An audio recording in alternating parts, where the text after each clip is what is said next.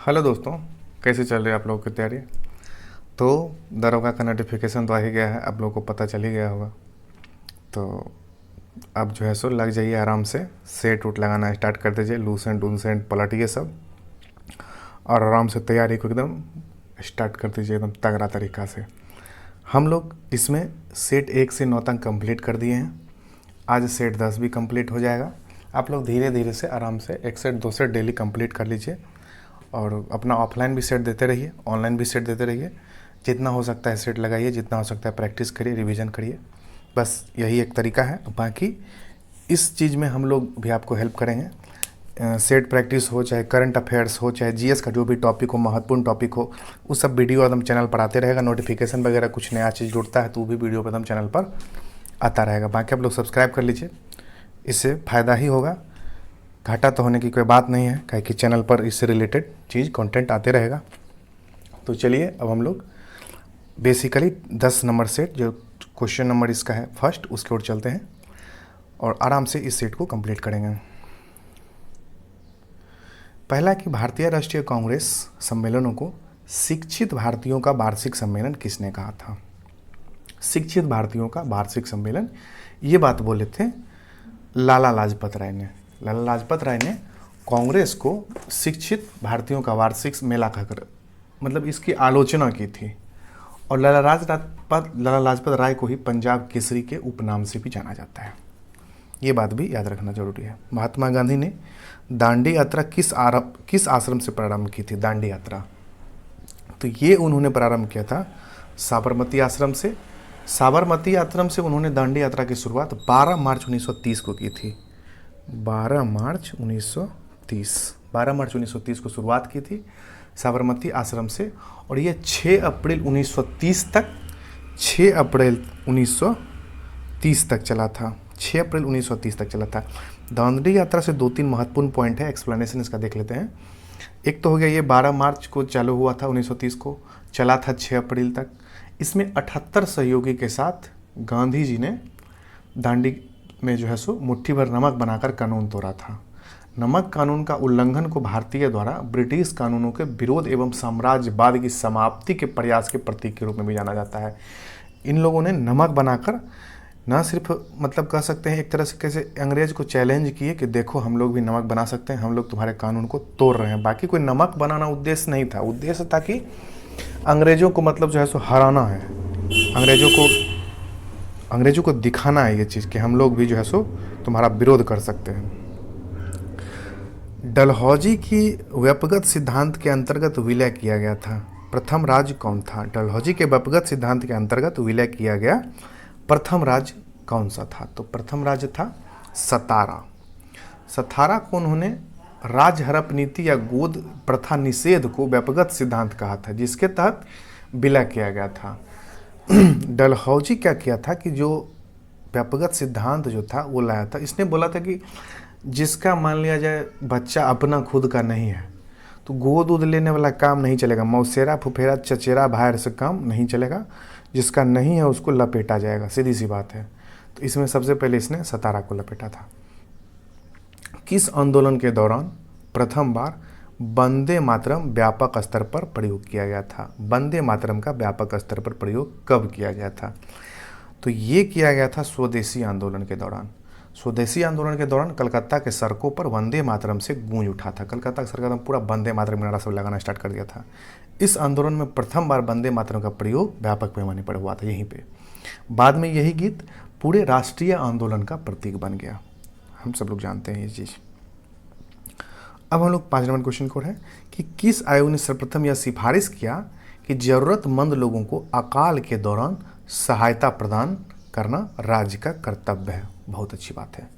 तो ये था एस्ट्रेंची आयोग। एस्ट्रेंची आयोग के द्वारा जरूरतमंद लोगों को अकाल के दौरान सहायता प्रदान करना राज्य का कर्तव्य है, ये बात कहा गया था। वही अगर इस समिति की सिफारिश पर इसकी बात किया जाए कि इसकी सिफारिश पर एक कब बना था, तो 1833 में इसकी सिफारिश पर एक अकाल संहिता का निर्माण किया गया था। अकाल संहिता, ठीक है। धीरे धीरे करेंगे, आराम से, धड़फड़ाना नहीं है। निम्नलिखित घटनाओं पर विचार कीजिए। तो चलिए विचार कर लेते हैं। ये कह रहा है क्रमबद्ध सजाइए इसको, सही क्रम कौन पहले आएगा, क्रिप्स मिशन, नेहरू रिपोर्ट, अगस्त प्रस्ताव या फिर बेबेल योजना। तो इसमें से सबसे पहले हुआ था, ये हुआ था 1928 में नेहरू रिपोर्ट आया था, 1928 में नेहरू रिपोर्ट आया था। उसके बाद 1940 में अगस्त प्रस्ताव आया था, 1940 में अगस्त प्रस्ताव आया था। क्रिप्स मिशन 1942 में आया था। और बेबेल योजना की बात की जाए तो ये 1945 में आया था। तो इसका सही आंसर हो जाएगा, पहले 3 हो जाएगा, फिर 2 हो जाएगा, फिर इसमें 1 हो जाएगा और फिर 4 हो जाएगा। 3 2 1 4, 3 2 1 4, ऑप्शन नंबर बी इसका सही आंसर हो जाएगा। निम्नलिखित में से कौन कन्नड़ संहिता के त्रिरत्न में शामिल नहीं है? तो ये हैं आपके कंबन। कंबन जो है सो त्रिरत्न में नहीं है शामिल। पंप जो है, पंप, पोन और रत्न, पंप, पोन और रत्न 10वीं शताब्दी में कन्नड़ साहित्य के त्रिरत्न के रूप में विख्यात थे। जबकि कंबन जो थे, कंबन तथा पुगलेदी, कंबन और पुगलेदी जो थी नहीं थे, एक पुगलेदी है, ये नाम भी याद रखिएगा, अगर आ गया तो ठीक है, एग्जाम में बन जाएगा। पुगलेदी का संबंध भी तमिल साहित्य से ही है। दिल्ली सल्तनत की राजस्व व्यवस्था के अंतर्गत निम्नलिखित में कौन सा कर मुसलमानों से लिया जाता था? दिल्ली सल्तनत में मुसलमानों से लिया जाने वाला कर था आपको जजिया और खराज, दोनों लिया जाता था। क्या कह रहा है, गैर मुस्लिम कह रहा है, तो जजिया गैर मुस्लिम से लिया जाता था, तो जजिया और खराज दोनों लिया जाता था। अब हम लोग इसमें देख लेते हैं कि क्या क्या था ये सब चीज़।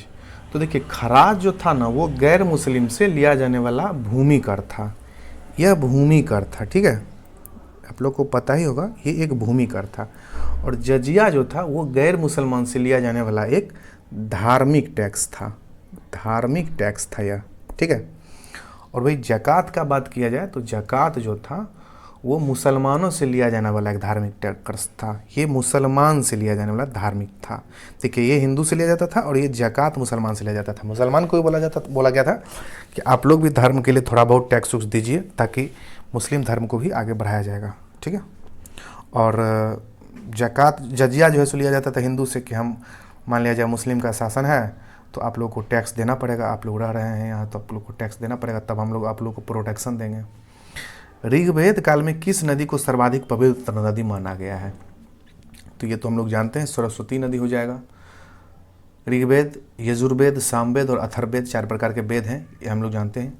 ऋग्वेद जो है वो सूक्ति के भजन का ज्ञान पाठ के लिए किया जाता है। सामवेद हम लोग जानते हैं, इसी से म्यूजिक निकला है, धुनों का जाप किया जाता है इसमें। यजुर्वेद यज्ञ सूत्रों का ज्ञान इससे प्राप्त होता है। और अथर्ववेद में जादू टोना का काम होता है। तो ये सभी हम लोग जानते हैं। आगे हम लोग बढ़ते हैं चारों वेद के बाद क्वेश्चन नंबर 10 की ओर। क्वेश्चन नंबर 9 क्या था? ऋग्वेद में सर्वाधिक पवित्र नदी, हाँ ये तो ये हो गया ऋग्वेद वाला बात। वही देखिए आगे भी दिया हुआ है कि निम्न में से सुमेलित नहीं है। तो ऋग्वेद का संबंध भजन ज्ञान, सामवेद विज्ञान, सामवेद विज्ञान से थोड़े है भाई। सामवेद जो है सो वो है भजन, मतलब संगीत उंगीत से रिलेटेड। तो 10 नंबर इसका गलत हो जाएगा। अब हम लोग आगे आ जाते हैं कि मुगल सम्राट अकबर ने किस वर्ष मजहरनामा की घोषणा की थी? बहुत इंपॉर्टेंट क्वेश्चन है। अकबर समस्त धार्मिक मामले को अपने हाथ में लेने के लिए 1579 में 1579 ईस्वी में मजहरनामा की घोषणा की। और इस घोषणा से अकबर ने स्वयं को धार्मिक मामलों में सर्वोच्च बना लिया। मजहरनामा के एक दस्तावेज का प्रारूप जो था वो शेख मुबारक ने तैयार किया था। तो इसका सही आंसर हो जाएगा 1579 मजहरनामा। निम्नलिखित में से किस इतिहासकार ने रजिया के बारे में लिखा और माना है कि वह अपने सभी भाइयों की तुलना में अधिक सक्षम और योग्य थी? तो वो थे मिन्हाज ए सिराज। मिन्हाज ए सिराज का मानना था कि जो रजिया है वो अपना भाई से ज़्यादा होशियार है, ठीक है। केंद्रीय सतर्कता आयोग का गठन किस समिति की अनुशंसा पर किया गया था? केंद्रीय सतर्कता आयोग का गठन किया गया था संथानम समिति की सिफारिश पर। संथानम समिति, ऑप्शन नंबर बी। निम्नलिखित में से किस अधिनियम के द्वारा केंद्रीय बजट को राज्य बजट से अलग किया गया था? जितना बार इसमें भी हो सकता है लगा लीजिए, उतना इम्पोर्टेंट है कि केंद्रीय बजट को राज्य बजट से कब अलग किया गया था। तो ये किया गया था भारत शासन अधिनियम 1919। 3-4 जो अधिनियम है, 1919 वाला, 1935 वाला, 1909 वाला, बहुत खतरनाक है। मतलब एकदम क्वेश्चन एकदम आना ही है यहाँ से, एकदम जितना हो सकता है एकदम रिवीजन कर लीजिए उसको। तो ये हो गया। अब इस पर थोड़ा देख लेते हैं 1919 वाला ये है क्या। तो देखिए, भारत शासन अधिनियम 1919 वायसराय चेम्सफोर्ड के समय में आया था और इसके द्वारा पहली बार केंद्रीय बजट को राज्य बजट से अलग कर दिया गया था। ठीक है। तथा राज्य विधानसभा को अपना बजट स्वयं बनाने के अधिकृत कर दिया गया था। राज्य को बोला गया था कि तुम अपना बजट खुद बनाओ। ठीक, बहुत अच्छी बात है। निम्नलिखित में से कौन सा संवैधानिक निकाय नहीं है? चुनाव आयोग है, वित्त आयोग भी है, संघ लोक सेवा आयोग भी है और केंद्रीय सूचना आयोग नहीं है। तो ऑप्शन डी हो जाएगा। निम्नलिखित में से किसे सांसद की लोक लेखा समिति का मित्र और दार्शनिक और मार्गदर्शक भी कहा जाता है? तो ये हो जाएगा आपका नियंत्रण और महालेखा परीक्षक। नियंत्रक और महालेखा परीक्षक हो जाएगा। लोक लेखा समिति नियंत्रक एवं महालेखा परीक्षक यानी कि CAG जो होता है कि रिपोर्ट के जांच करके अंतिम रिपोर्ट तैयार करते हैं। ठीक है। CAG को ही इस समिति का मित्र और दार्शनिक और मार्गदर्शक भी कहा जाता है। लोक लेखा समिति को प्राक्कलन समिति की जुड़वा बहन कहा जाता है। लोक लेखा समिति को प्राक्कलन समिति का जुड़वा बहन कहा जाता है। जुड़वा बहन, प्राक्कलन समिति की जुड़वा बहन हो जाएगी लोक लेखा समिति। ये भी बात याद रखना है, लोक लेखा समिति, जुड़वा बहन, प्राक्कलन समिति। निम्नलिखित में से कौन संघीय संविधान की विशेषता नहीं है? संघीय संविधान की विशेषता नहीं है तो इसका सही आंसर हो जाएगा एकल संविधान। एकल संविधान हो जाएगा। एकल संविधान संघीय संविधान की विशेषता नहीं है, बल्कि यह संविधान की एकात्मक विशेषता है। एकात्मक व्यवस्था में संसद की शक्तियां सर्वोच्च होती है, जबकि संघात्मक शासन व्यवस्था में न्यायपालिका जो होता है, न्यायपालिका की स्थिति सर्वोच्च होता है।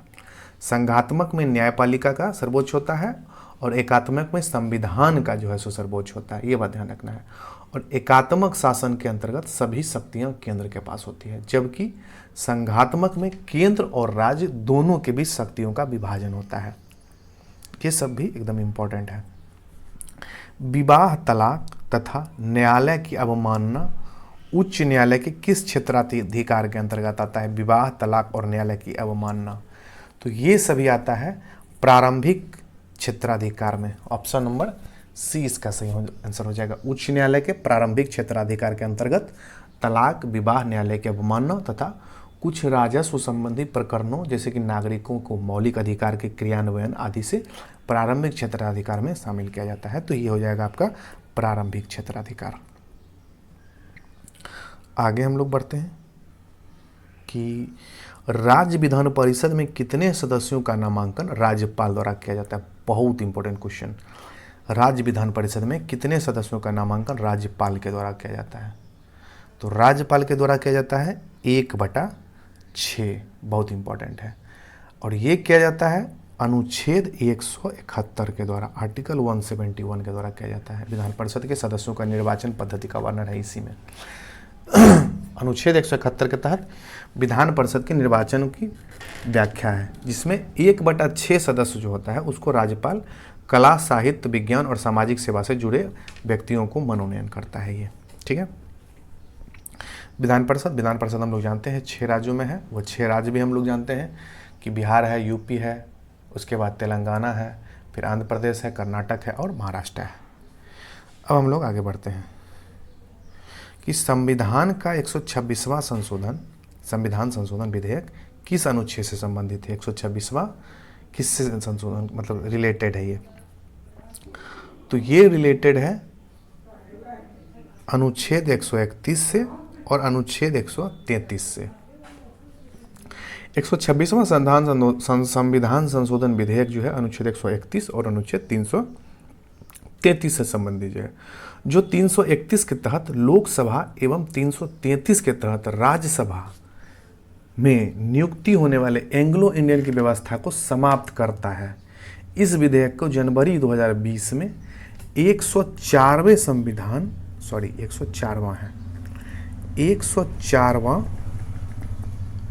104वां संविधान संशोधन के द्वारा 2019 में समाप्त कर दिया गया। हम लोग जानते हैं जो एंग्लो इंडियन में 2 लोगों का जो किया जाता था मतलब मनोनयन, वो समाप्त कर दिया गया है संविधान का 126वां संविधान संशोधन के द्वारा, और जिसमें 331 और 333 दोनों है रिलेटेड इससे। बहुत इंपॉर्टेंट क्वेश्चन है ये। निम्नलिखित में से कौन सी विशेषता आयरलैंड के संविधान से नहीं लिया गया है? राज्य के नीति निर्देशक तत्व, राष्ट्रपति का निर्वाचन पद्धति, राज्यसभा के सदस्यों के लिए नामांकन और केंद्र द्वारा राज्यपाल की नियुक्ति। तो इसमें से हो जाएगा केंद्र द्वारा राज्यपाल की नियुक्ति। केंद्र द्वारा राज्यपाल की नियुक्ति जो है सो केंद्र द्वारा राज्यपाल की नियुक्ति ये लिया गया है कनाडा के संविधान से। ठीक है, ये कनाडा के संविधान से लिया गया। आपात उपबंध का संबंध संविधान के किस भाग से संबंधित है? आपात उपबंध तो ये है भाग 18 से संबंधित। भाग 18 में आपात उपबंध में जैसे कि हम लोग जानते हैं कि अनुच्छेद 352, अनुच्छेद 360 और अनुच्छेद 356 ये 3 चीज़ वर्णित हैं। वही अगर हम लोग भाग 15 की बात करें तो भाग 15 में हम लोग जानते हैं निर्वाचन आयोग है, भाग 17 में हम लोग जानते हैं कि राजभाषा है, और भाग 20 में संविधान संशोधन की प्रक्रिया है जो कि साउथ अफ्रीका से लिया गया है, साउथ अफ्रीका से। ठीक, आगे चला जाए। निम्नलिखित में से कौन सा कीटों से प्राप्त नहीं किया जाता है? निम्नलिखित में से कौन सा कीटों से प्राप्त नहीं किया जाता है? रेशम, मोती, शहद और इनमें से कोई नहीं। ठीक, तो इसका सही आंसर हो जाएगा इनमें से, अच्छा इनमें से सभी है, इनमें से सभी इसका सही आंसर हो जाएगा। शहद, रेशम और मोती ये तीनों चीज जो है सो कीटों की विभिन्न प्रजातियों से ही प्राप्त होता है। निम्नलिखित में से कौन सा सही नहीं बोल रहा है? देखिए जो नहीं वाला होता है ना क्वेश्चन, उस पर एकदम विशेष ब्रेक लेकर ध्यान दीजिए। क्वेश्चन पढ़िए तो ब्रेक लीजिए, नहीं तो नहीं कहीं बोल रहा है, कहीं कि ऐसे में बहुत गलती होता है। यहाँ अगर गलती हो रहा है तब तो चलिए ठीक है, लेकिन एग्ज़ाम हॉल में भी गलती हो जाता है। वही बाहर आते हैं तो एक बार 2 बार 1 नंबर 2 नंबर 1.5 नंबर से रिजल्ट छूट जाता है बहुत सारे पेपर में। तो क्वेश्चन के बाद ब्रेक लेना बहुत ज़रूरी है। अब हो गया आपका ऑस्कर पुरस्कार, मान बुकर पुरस्कार, ज्ञानपीठ पुरस्कार और कलिंग पुरस्कार। ये बोल रहा है इसमें से कौन सुमेलित नहीं है। ठीक है, तो इसमें से जो है सो कलिंग पुरस्कार 1952 से कहाँ दिया गया है? कलिंग पुरस्कार 1951 नहीं हो जाएगा, कलिंग पुरस्कार 1952 में विज्ञान के क्षेत्र में दिया जाने लगा। कलिंग पुरस्कार विज्ञान के क्षेत्र में दिया जाता है, साइंस सेक्टर में कलिंग पुरस्कार दिया जाता है। तो इसका सही आंसर हो जाएगा, मतलब ये इसमें क्या बोल रहा है? नहीं है। कौन सा सही नहीं है? तो कलिंग पुरस्कार सही नहीं है। ये 51 नहीं, 52 से स्टार्ट हुआ था, बाकी सब सही है। रविंद्रनाथ टैगोर की गीतांजलि किसका संग्रह है? तो ये संग्रह है कविताओं का। निम्नलिखित में से किस शहर को भारत का शून्य मील केंद्र के नाम से जाना जाता है? शून्य मील केंद्र के नाम से जाना जाता है, तो ये जाना जाता है नागपुर। आप लोग को कमेंट करके भी बताना है कि वीडियो आप लोग को अच्छा लग रहा है कि नहीं लग रहा है। नहीं लग रहा है तो वो भी लिखिए नहीं लग रहा है, और क्यों नहीं लग रहा है इसका कारण भी बताइएगा। क्या एक्सप्लेनेशन नहीं करवा रहे हैं, या फिर एक्सप्लेनेशन करवा रहे हैं इसलिए अच्छा नहीं लग रहा है, जल्दी जल्दी करवा के 30 मिनट में समाप्त कर दें ये चाह रहे हैं? जो भी चाह रहे हैं आराम से लिखिए। आप लोग वीडियो लाइक कर दीजिए और चैनल को आराम से दबा कर सब्सक्राइब करिए। अब हम लोग आगे आते हैं। भारत में सूचना का अधिकार अधिनियम कब अधिनियमित किया गया? भारत में सूचना का अधिकार कब अधिनियमित किया गया? तो ये अधिनियमित किया गया था 15 जून 2005 को, 15 जून 2005 को। संयुक्त राष्ट्र सुरक्षा परिषद के अस्थायी सदस्यों की कार्य अवधि कितनी होती है? अस्थायी सदस्य बोल रहा है तो उसकी कार्य अवधि होती है 2 साल, वहीं अस्थायी का 5 साल होता है। सुरक्षा परिषद संयुक्त राष्ट्र की सबसे महत्वपूर्ण निकाय है और इसमें 5 अस्थायी सदस्य हैं, और 5 का नाम एकदम मुंह पे होना चाहिए। अमेरिका, ब्रिटेन, फ्रांस, रूस, चीन। अमेरिका, ब्रिटेन, फ्रांस, रूस, चीन 5 शक्तिशाली देश, तथा 10 इसमें अस्थायी सदस्य होते हैं, और अस्थायी सदस्यों का कार्य अवधि 2 साल का होता है।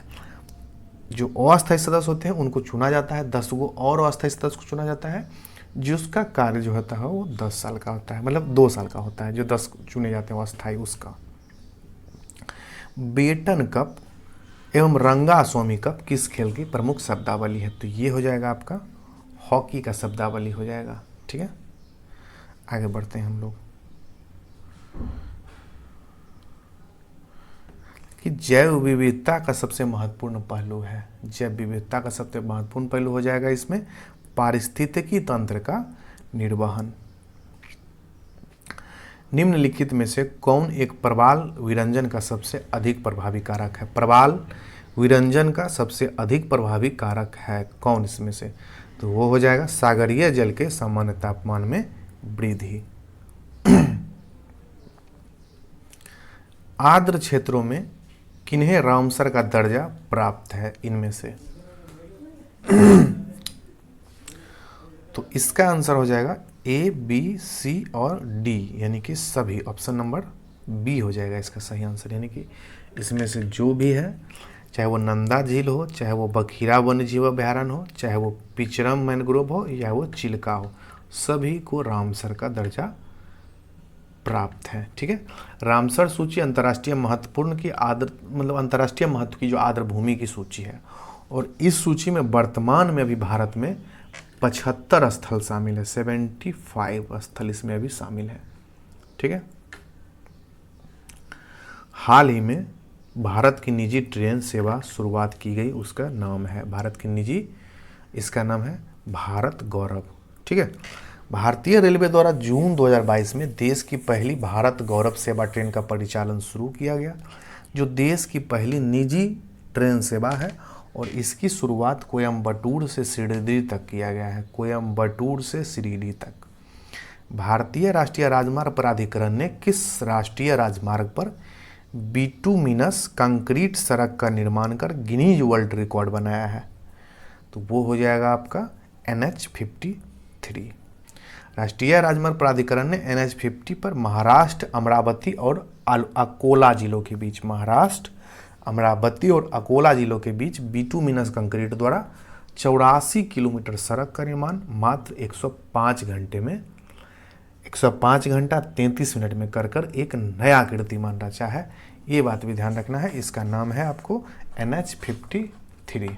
ठीक है, अब हम लोग आगे बढ़ते हैं क्वेश्चन नंबर 35 की तरफ। नामसाई घोषणा पत्र का संबंध किस राज्य से है? तो ये हो जाएगा आपका असम से संबंधित है। असम तथा अरुणाचल प्रदेश के मध्य 123 गांवों के विवादों को सुलझाने हेतु नामसाई घोषणा पत्र पर हस्ताक्षर किया गया।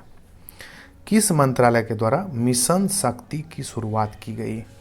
तो इसकी शुरुआत हुई है महिला और बाल विकास के द्वारा। अग्निपथ रक्षा योजना के अंतर्गत कितनी अधिकतम आयु के आवेदक उम्मीदवार हो सकते हैं? अग्निपथ रक्षा योजना, तो इसमें 21 साल तक ही लोग भर सकते हैं। केंद्र सरकार ने सशस्त्र बलों में और सेवा अग्निपथ भर्ती की शुरुआत की है। सेवा हेतु अग्निपथ की शुरुआत की है, आप लोगों को पता ही होगा, बहुत हो हंगामा हुआ था। और इस योजना के अंतर्गत 17 साल से लेकर 21 साल तक के युवा जो है सो वो जाएंगे और वहाँ पे देश के लिए सेवा करेंगे, और 4 साल बाद उन लोगों में से कुछ लोग रिटायर हो जाएंगे, मतलब कि 75% ऐसा बोला गया है, और 25% लोगों को वहाँ रखा जाएगा, और यही सब उसका क्राइटेरिया है। तो इसका मैक्सिमम एज है 21 वर्ष। भारत का पहला अमृत सरोवर किस राज्य में बनकर तैयार हो गया है? तो ये हो गया है उत्तर प्रदेश में बनकर तैयार। उत्तर प्रदेश में अमृत सरोवर, जो कि उत्तर प्रदेश के रामपुर के पड़वाई पंचायत में बनकर तैयार हुआ है। रामपुर के पड़वाई पंचायत में। एलिजाबेथ बर्न किस देश की नई प्रधानमंत्री बनी है? एलिजाबेथ बर्न, तो ये बन गई है फ्रांस की राष्ट्रपति। राष्ट्रपति नहीं है, प्रधानमंत्री है। फ्रांस की प्रधानमंत्री बन गई है एलिजाबेथ बर्न। एलिजाबेथ बर्न हाल ही में किसे प्रथम लता दीनानाथ मंगेशकर पुरस्कार, लता दीनानाथ मंगेशकर पुरस्कार से सम्मानित किया गया है? तो वो है नरेंद्र मोदी। राजस्थान के नायडारा में विश्व की सबसे ऊंचे भगवान शिव की प्रतिमा को स्थापित किया जा रहा है, जिसका क्या नाम है? भगवान शिव की प्रतिमा का क्या नाम है? तो ये है स्टैच्यू ऑफ बिलीफ, यानी कि जिसको विश्वास है, श्रद्धा है, तो वो उस हिसाब से है। राजस्थान में भोलेनाथ, बाबा भोलेनाथ की 351 फीट ऊंची प्रतिमा की स्थापना की जा रही है, जो विश्व की सबसे ऊंची प्रतिमा है, जिसकी ऊंचाई 351 फीट है। ठीक है।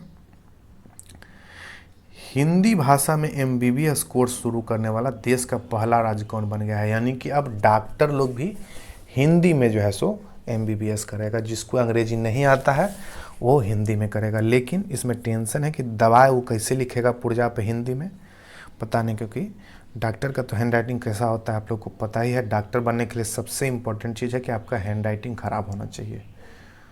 तो ये हो गया हिंदी भाषा में MBBS कोर्स शुरू करने वाला पहला, हो जाएगा आपका 42 का मध्य प्रदेश। मध्य प्रदेश ने इसकी शुरुआत की है। ठीक है। और हिंदी भाषा में इंजीनियरिंग की पढ़ाई शुरू करने वाला पहला इंजीनियरिंग कॉलेज बना है NIT Patna. NIT Patna engineering को हिंदी में पढ़ा रहा है और MBBS course Madhya Pradesh launch करेगा। बहुत इंपॉर्टेंट क्वेश्चन है। वैश्विक शांति सूचकांक 2022 में कौन सा देश प्रथम स्थान पर है? तो ये हो जाएगा आपका आइसलैंड। ओनली वन अर्थ विषय के साथ 2022 में कौन सा दिवस मनाया गया? तो ये मनाया गया पर्यावरण दिवस। पर्यावरण दिवस ओनली वन अर्थ के साथ मनाया गया। बहुत इंपॉर्टेंट क्वेश्चन है ये सब टाइप का जो होता है ना, पर्यावरण दिवस हो गया, चाहे जल दिवस हो गया, पृथ्वी दिवस हो गया, इस सब टाइप का जो इम्पोर्टेंट थीम होता है ना किसी भी वर्ष का, जो भी करंट अफेयर आप लोग पढ़ते हैं, चाहे वो एडिटोरिया हो दरोगा के लिए, चाहे वो SPD हो, तो उसमें जो भी रहता है उसको पूरा एकदम लपेट दिया कीजिए एकदम।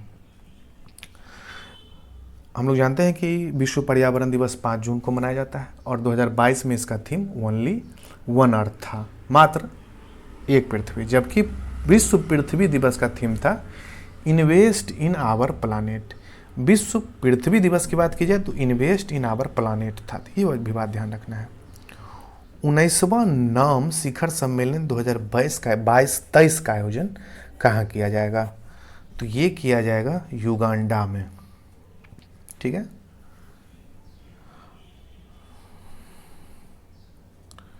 जनवरी 2023 में संविधान उद्यान को स्थापित किया गया है। कहाँ? तो ये हो जाएगा जयपुर। जयपुर में संविधान उद्यान को स्थापित किया गया। Dada Saheb Phalke international film award में किसे सर्वश्रेष्ठ फिल्म का अवार्ड मिला है? तो ये हो जाएगा आपका शेरशाह को मिला है। ठीक है। वर्ष 2022 में Dada Saheb Phalke international film award हेतु सर्वश्रेष्ठ फिल्म का खिताब शेरशाह को मिला, जबकि फिल्म ऑफ द ईयर का खिताब पुष्पा को मिला। पुष्पा द राइज को मिला है। पुष्पा झुकेगा नहीं। अक्टूबर 2022 में आए सीतरंग चक्रवात तूफान का नामकरण किस देश ने किया? सीतरंग, इसका नामकरण किया है थाईलैंड ने। पश्चिम बंगाल तथा बांग्लादेश के क्षेत्रों में अक्टूबर में आए सीतरंग चक्रवात का नामकरण जो है सो वो थाईलैंड ने किया। आर्थिक सर्वेक्षण 2022-23 के अनुसार भारत में सर्वाधिक FDI किस देश से प्राप्त होता है? तो ये प्राप्त होता है सिंगापुर से। ये भी बहुत इंपॉर्टेंट क्वेश्चन है। सर्वाधिक FDI। नंदा झील, जिसे हाल ही में रामसर सूची में शामिल किया गया है, किस राज्य में है? तो ये है गोवा में। गोवा में है नंदा झील। ठीक है। इसे वर्ष 2022 में रामसर की सूची में शामिल किया गया है। आर्द्र भूमि संरक्षण हेतु रामसर सम्मेलन का आयोजन 1971 में किया गया था। ये बात भी ध्यान रखना है। रामसर सम्मेलन। सितंबर 2022 में भारत ने किस देश के साथ शिक्षा के क्षेत्र में सहयोग हेतु समझौता किया था? तो ये समझौता किया था इसने UAE के साथ। भारत ने अपने शिक्षा गुणवत्ता को और प्रभावी बनाने हेतु UAE के साथ समझौता किया था। इस समझौते के बाद दोनों देशों के शिक्षा गुणवत्ता में सुधार होने की संभावना है। और संभावना ही क्यों है, होगा भी। अच्छी बात है, शिक्षा के क्षेत्र में किया जाए, अच्छी बात है। शिक्षा जब तक रहेगा लोगों के पास, नहीं तब तक लोग ऐसे ही जो है सो धार्मिक और जातिगत बढ़ता हुआ रहेगा।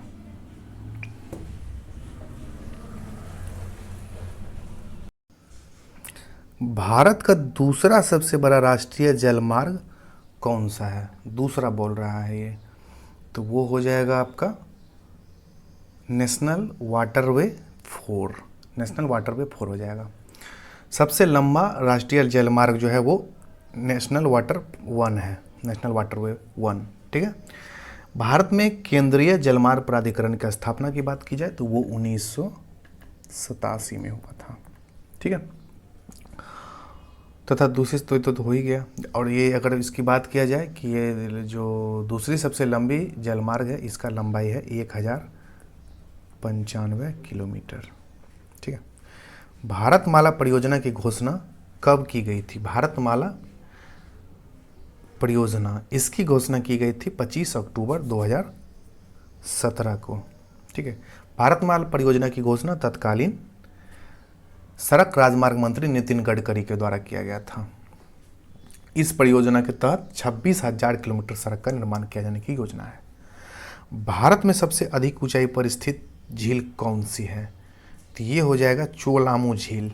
चोलामू झील भारत की सबसे ऊंचाई पर स्थित है और यह सिक्किम राज्य में स्थित है। इस झील से तीस्ता नदी निकलता है। तीस्ता नदी चोलामू झील से ही निकलता है, ये भी ध्यान रखिएगा। सबसे बड़ी तटीय झील जो है वो चिल्का झील है, जबकि सबसे अधिक खारे पानी की झील जो है वो सांभर झील है।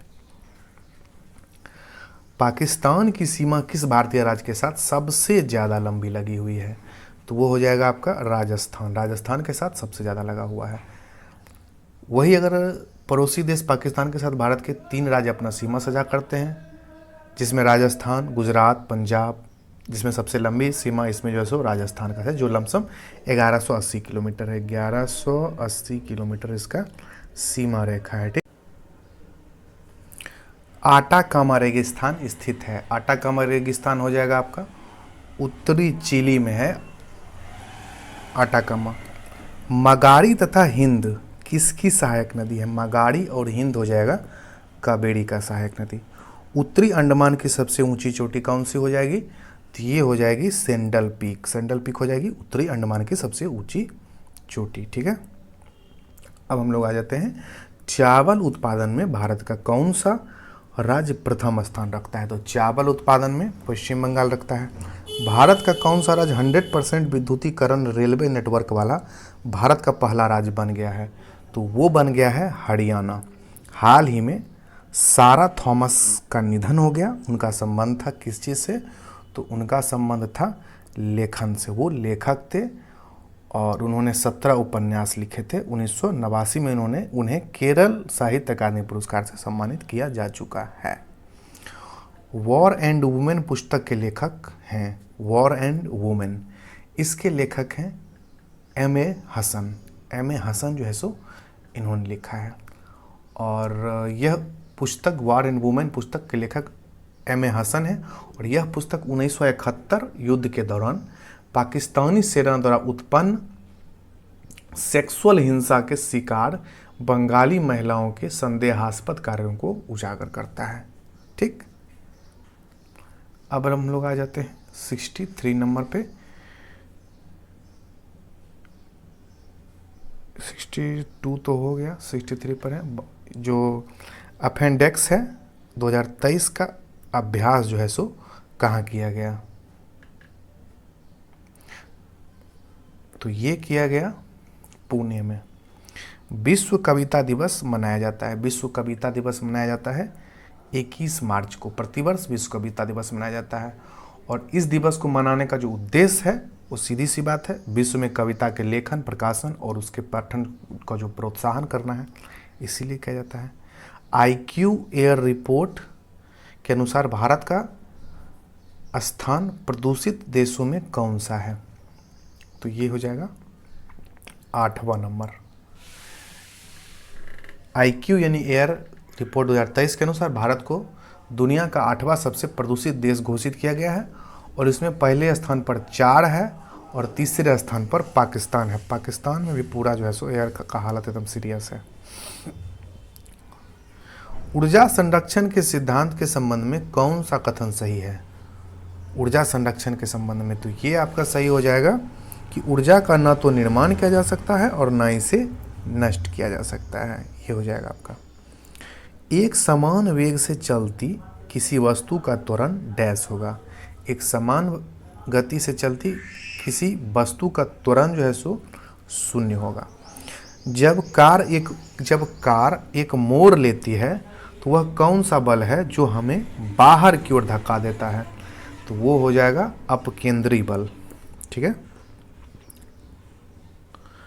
बोरोसिलिकेट ग्लास बर्तन का माइक्रोवेव ओवन में प्रयोग किया जाता है क्यों किया जाता है? तो इसलिए किया जाता है कि यह अत्यधिक ऊष्मा प्रतिरोधी होता है, इसीलिए किया जाता है। किसी विस्फोट के कारण समुद्र के तल पर बनने वाली लहरें होती हैं, तो वो होती हैं अनुदैर्ध्य तरंग लहरें। बादलों के गर्जन के दौरान किस प्रकार की ऊर्जा स्थानांतरित होती है? तो वो हो जाएगा आपको गतिज ऊर्जा, प्रकाश ऊर्जा और ध्वनि ऊर्जा, तीनों होता है। निम्नलिखित में से कौन सा इलेक्ट्रोमैग्नेटिक के बारे में सत्य है? तो ये हो जाएगा ध्रुवीकरण नहीं किया जा सकता है इसका इलेक्ट्रोमैग्नेटिक का। धातु का वह गुण जिसके कारण उसे तार के रूप में ढाला जा सकता है, धातु का वह गुण जिसके कारण उसे तार के रूप में ढाला जा सकता है, वह होता है उसका तन्यता। H2O2 प्लस Cl2 यानी कि 2HCl प्लस O2 अभिक्रिया में H2O2 किस रूप में कार्य कर रहा है? तो यहाँ H2 और O2 कार्य कर रहा है एक उपाचायक के रूप में। ठीक है। उपचायक वे पदार्थ होते हैं जो इलेक्ट्रॉन का त्याग करते हैं, जबकि ऑक्सीकरण वे पदार्थ होते हैं, यानी कि ऑक्सीकारक वे पदार्थ होते हैं जो इलेक्ट्रॉन को ग्रहण करते हैं। ठीक है। निम्नलिखित में से कौन सा कथन गलत है? देख लीजिए। तो इसका जो सही आंसर हो जाएगा वो हो जाएगा ऑप्शन नंबर डी, यानी कि सोडियम हाइड्रोक्साइड NaOH की क्षारीय प्रकृति सोडियम आयनों की उपस्थिति के कारण होती है। मिट्टी की अम्लीय प्रकृति निम्नलिखित में से किसकी सांद्रता द्वारा दर्शाई जाती है? तो ये दर्शाई जाती है हाइड्रोजन के सांद्रता के द्वारा। निम्नलिखित में से कौन सी एक रासायनिक अभिक्रिया नहीं है? भोजन का पचना, कागज का जलना, कोयले का जलना और पानी का भाप में रूपांतरण होना। तो इसका जो सही आंसर हो जाएगा वो हो जाएगा डी, यानी कि पानी का भाप में रूपांतरण होना, यह एक रासायनिक अभिक्रिया नहीं है। ठीक है। निम्न में कौन सा एसिड कार की बैटरी में प्रयोग किया जाता है? कार की बैटरी में प्रयोग किया जाने वाला एसिड होता है सल्फ्यूरिक एसिड।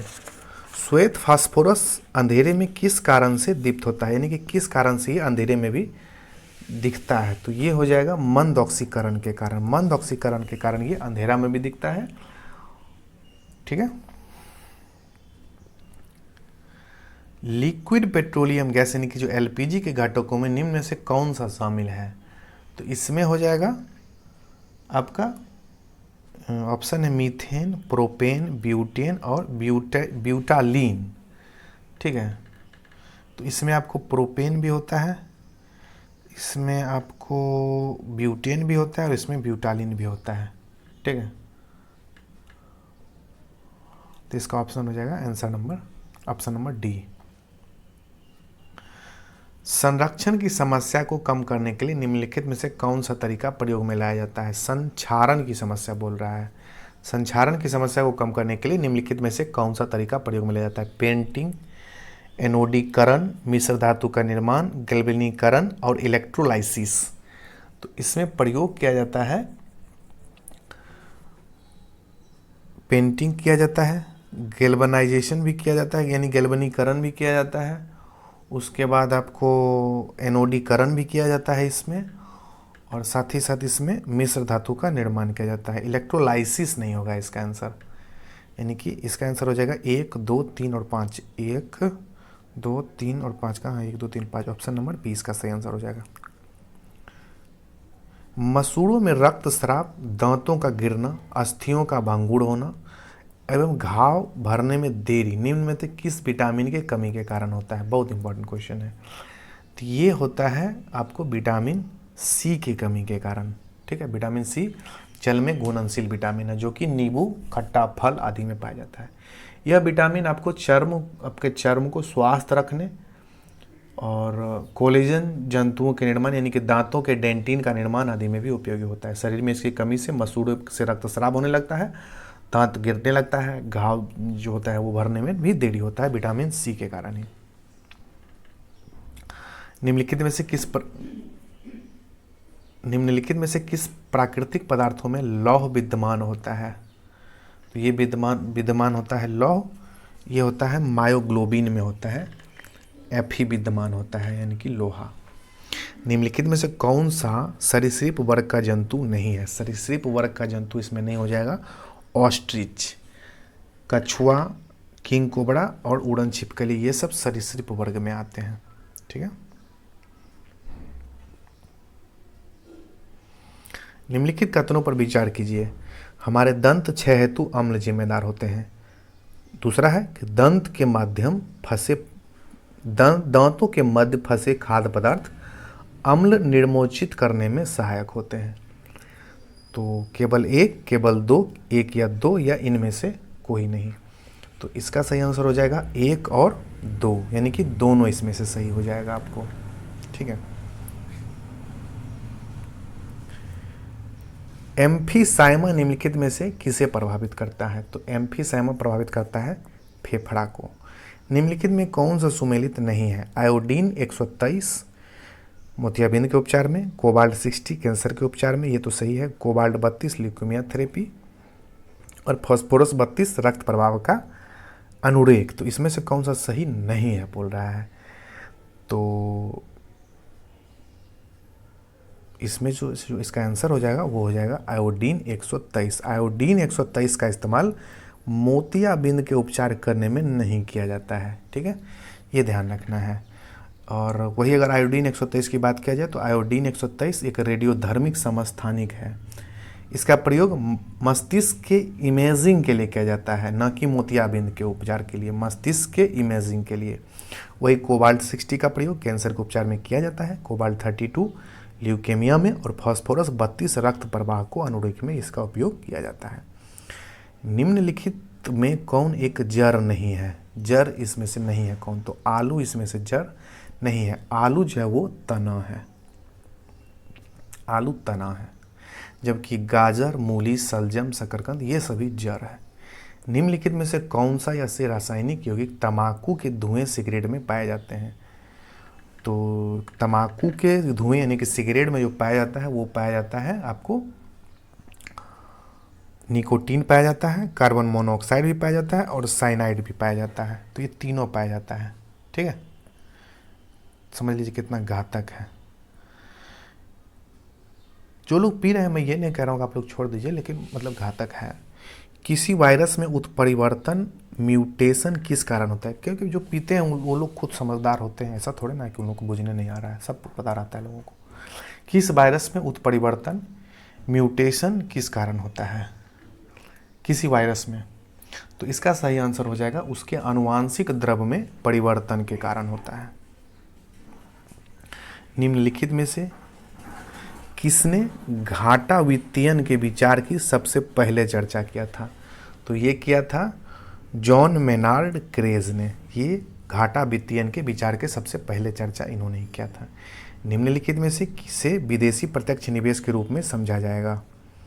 तो विदेशी प्रत्यक्ष निवेश के रूप में समझा जाएगा इसमें से आपको भारत में शैक्षिक संस्थान स्थापित करने वाला कोई विदेशी तत्व, जिसको कि विदेशी प्रत्यक्ष निवेश के रूप में समझा जाएगा।